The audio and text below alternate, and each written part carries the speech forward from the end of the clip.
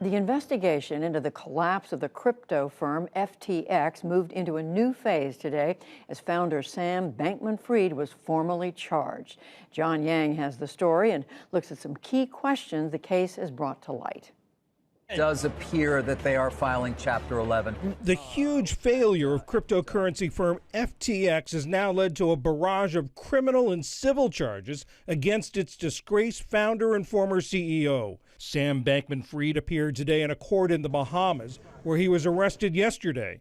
Bahamian authorities said they would grant a U.S. request to extradite him. A New York grand jury indicted Bankman-Fried on 8 counts, including wire fraud, money laundering, and illegal campaign contributions. This investigation is complex and it's sprawling. I think it's fair to say that by anyone's lights, this is one of the biggest financial frauds in American history.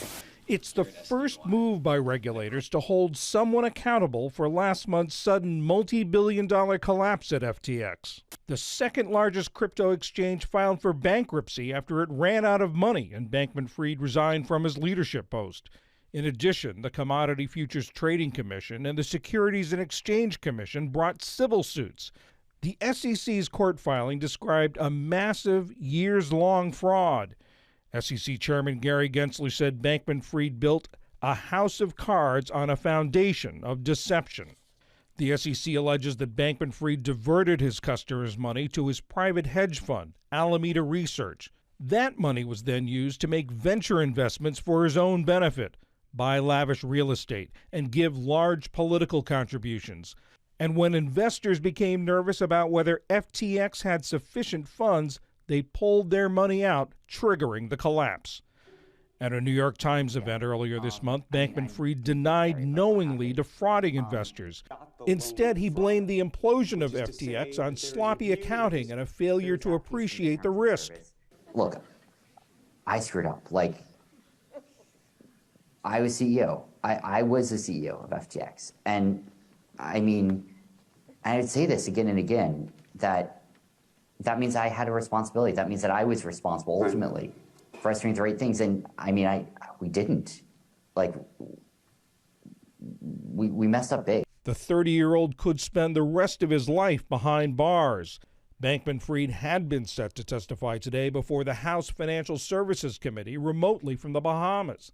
The scope of our investigation is truly enormous. The company's current court-appointed CEO, John Ray, did appear. Ray led Enron through its bankruptcy proceedings some 20 years ago. He described the financial disarray he encountered at FTX. I've just never seen an utter lack of record keeping. Absolutely no internal controls whatsoever. This is really old-fashioned embezzlement. This is just taking money from customers and using it for your own purpose. Not sophisticated at all. Meanwhile, the SEC and Justice Department said today others could be charged in the case. The charges against Bankman-Fried add to the growing skepticism around cryptocurrencies. In his statement today, the SEC chairman said it should be a wake-up call to all crypto platforms. Robin Farzad is host of Public Radio's Full Disclosure. Robin, Bankman-Fried said that this is not anything intentional, that this was due to his lack of oversight. But when you look at the charges that were brought today, is the gist of these charges that this was a fraud from the get-go? Yeah, John, it's so hard to square with his persona. If there's a shadow persona bifurcation here, you had what we in the industry call the kind of charismatic megafauna of Sam Bankman-Fried. This is a person who would return your direct messages on Twitter.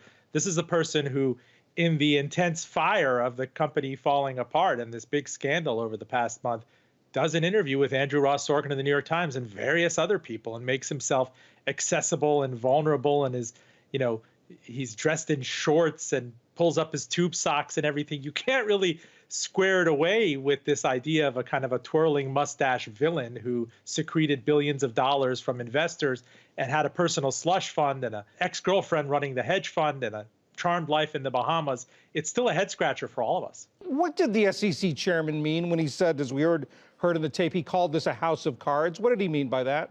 That you're effectively using this big exchange, which trafficked in this idea of safety. It had Super Bowl ads.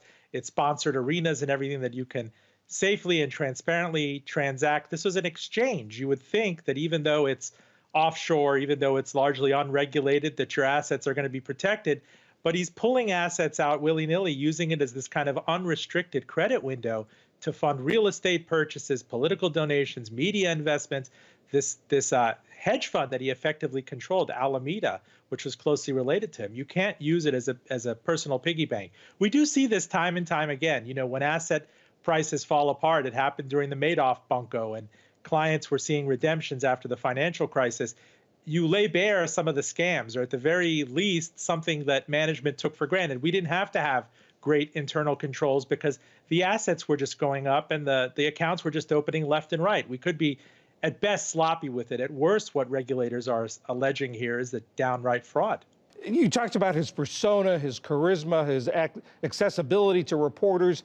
Is that, do you think, one reason why it was so easy for him to do this? I wonder if it was, because not many let's put it this way, crypto bros, I'm from Miami, you see them a lot. There's a lot of kind of, you just can't possibly get it, you mere mortals. And this guy was the opposite. This was out there, he's talking about his plan of effective, targeted altruism, of talking to the press, engaging the press, certain liberal causes, engaging with Congress people, being out there, I can be the kinder, gentler face of crypto and maybe have some sort of enlightened regulation in mind. He hit all the right buttons. It almost reminds me of, the Elizabeth Holmes charm offensive at Theranos. Everybody wanted to believe it. She was magazine cover material. And you kind of said, at worst, maybe this person was just self-deluded a bit, but you couldn't imagine the extent of fraud being alleged here. The fact that you had this effectively window, this piggy bank being used between the hedge fund and billions of dollars of customer assets, it's certainly one of the largest frauds would be alleged in Wall Street history. Was there anything about the fact that this was crypto that made this either easier to do or something intrinsic about crypto, or could this have been any hot commodity? Well, therein lies the paradox, because crypto is unregulated. There's this element of Wild West frontier investing to it, and the fact that you did it offshore in the Bahamas. But go back and look at that Super Bowl ad with Larry David. I mean, this was a safe, transparent way to transact in crypto. It's an exchange.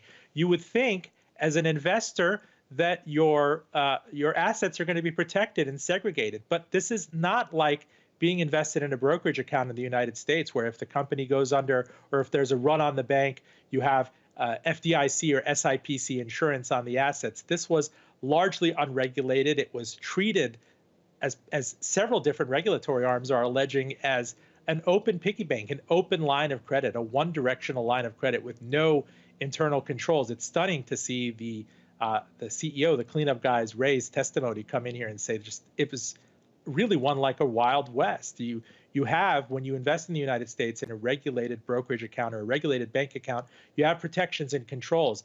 But when you want to be part of an asset that's new and the distributed blockchain and it's exotic, and you take the trade of going with a Bahamas-based exchange, this is what you could reap on the other end of it. Robin Farzad of Public Radio's Full Disclosure. Thank you very much. Thank you, John. My pleasure.